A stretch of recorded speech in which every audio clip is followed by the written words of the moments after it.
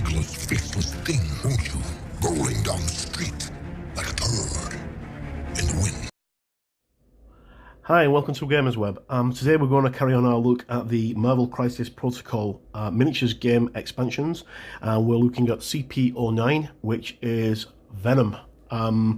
This is more or less a brand new product to the UK. It was released last week and I finally got mine delivered over the weekend. So let's just jump straight in. Right, so there's loads of unboxings and reviews and stuff already on YouTube and Facebook and all sorts of different places. So I'm going to be brief, but I want to try and review and look at everything possible for the game. So here we have Venom himself, usual CP09, done like a comic book, issue 9. And then on the back we have our blurb.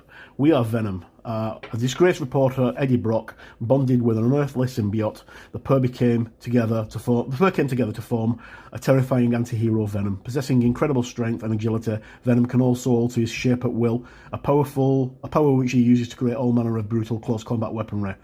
Just as often as a foe of the famous wall-caller Spider-Man as an uneasy ally, Venom remains committed to his role as the lethal protector, using his fearsome powers to deal swift punishment to any who attempt to bring harm to the innocent.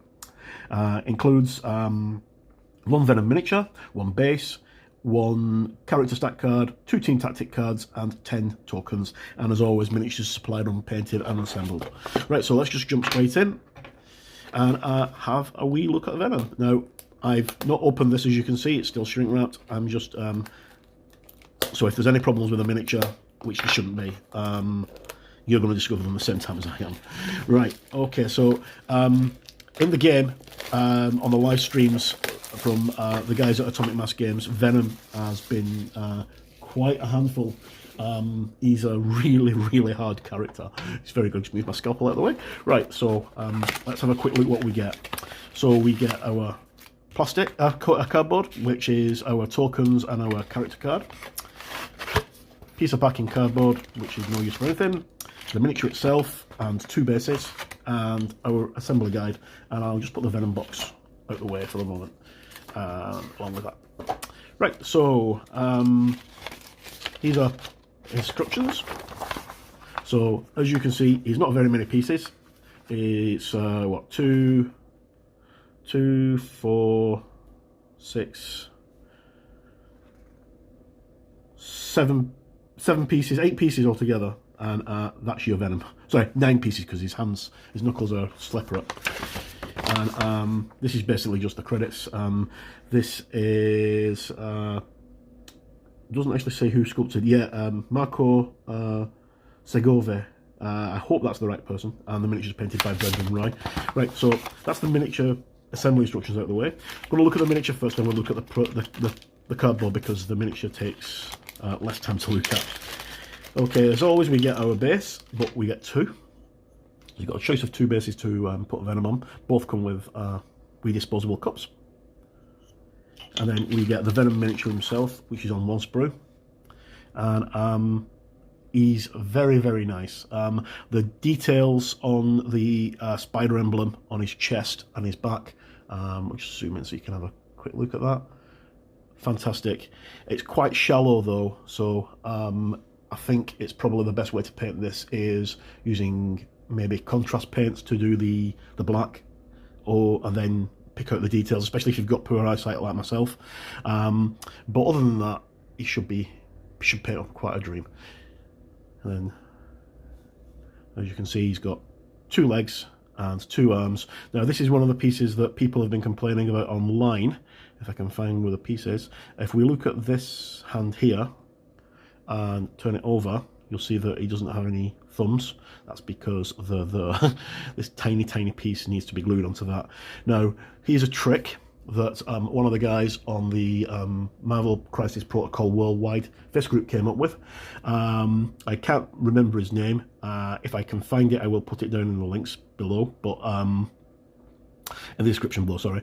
Right, so what he suggested to do, and this works also for Shiri and Okoye because they've got small pieces, is cut this piece out here, this knuckle, then glue it onto this whilst it's still on the sprue, or do it the other way around, glue that onto that whilst it's still on the sprue. That way it makes it easier for you to not lose the actual piece itself, which makes common sense. You know, it's not something that I would have thought of, and I've been a model maker for 51 years almost. Okay, right, so that's Venom's miniature out of the way. What we'll do is I will actually put links in the review of the miniature painted and built, but unfortunately I don't have time to actually build and paint him today. Right, okay, so we get our little bag of tokens. We get 4 of the Spider-Man icons, 3 power tokens, and 3 bleed tokens, because Venom can make people bleed. We'll have a quick look at the cards first. So we get Uneasy Allies and Lethal Protector. These are the 2 cards that we get with the character himself. Okay, so Uneasy Allies, it's unaffiliated, reactive. During their activation, when Spider-Man or Venom targets an enemy character with an attack that is within range 2 of the other allied character, both characters may suffer 1 damage to play this card. Add 3 extra dice rolls, 3 extra dice to the damage roll. So basically, they team up, put aside the differences, but they both take 1 point of damage for doing this, and they add 3 extra dice, which with some of Venom's dice attacks, that can be pretty lethal. Okay, and then speaking of lethal, we'll go to Lethal Protector. There we've got Uncle Eddie. Looks like he's underwater there for some reason. I don't know if that's meant to be Nick Fury. It looks like it could be Nick Fury because he looks like he's got an eye patch on, but we don't know. Okay, so a Lethal Protector, unaffiliated, reactive.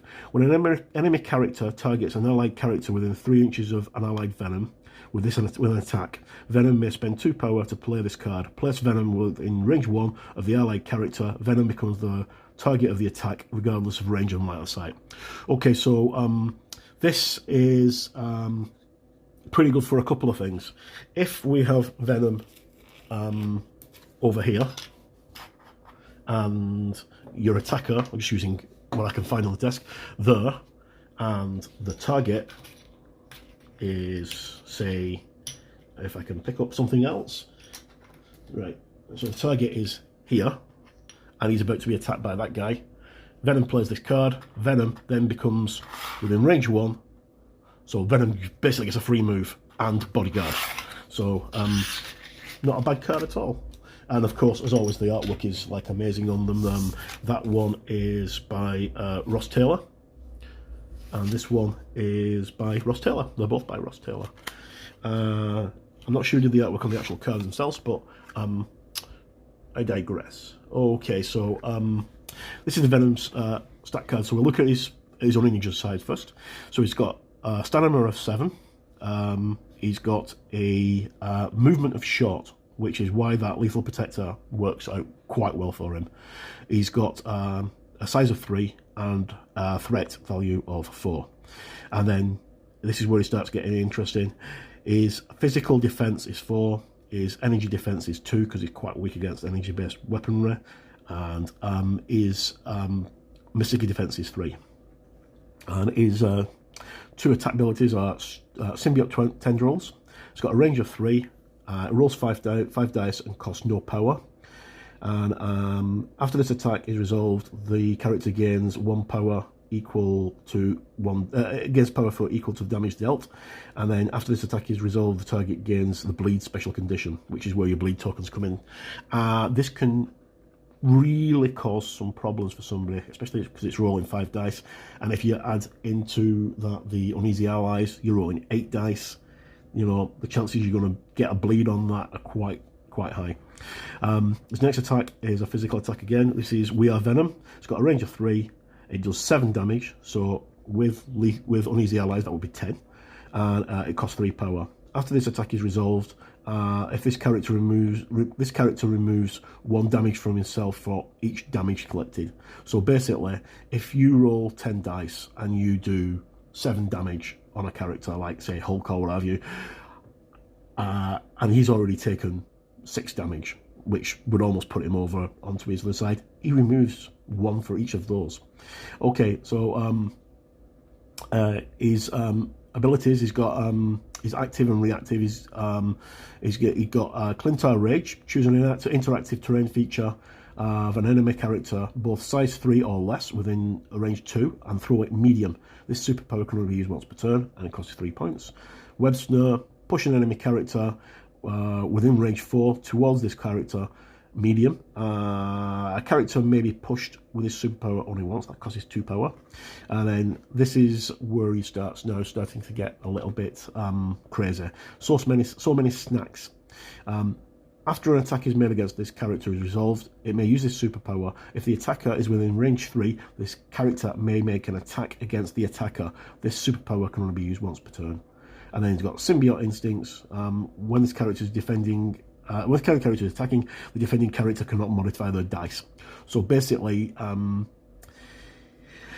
that can be quite nasty. And then he's a wall crawler, which basically means that he treats all terrain as height 5. Okay, so we flip him over and have a look at his other card. So his stamina goes down, his speed and his movement and his size and threat stay the same. Same with his defenses. Symbiote Tendrils, we have Venom, and everything basically stays the same. He doesn't get any extra things unlocked, he just loses stamina. So he goes down from 7 to 6, so he's got 13 health. Quite a nasty piece of work when you think about it, because he can go toe-to-toe with quite a lot of characters, and the fact that he has the ability to heal himself without using healing cards, he has the ability to heal himself, makes him, you know, something of a tank in combat. Okay, so that's a quick look at the Venom character. My review of the miniature and thoughts on him will be up on Gamers Web very shortly, along with all the details of what I think, you know, who Venom will work well with, who he won't work well with, and how to get the best out of your miniature. So that's a quick look at the Venom miniature for Marvel Crisis Protocol from Atomic Mass Games. And if you've got any thoughts on this, please leave them in the comment section below. And as always, I've been Mark, and thank you very much for tuning in.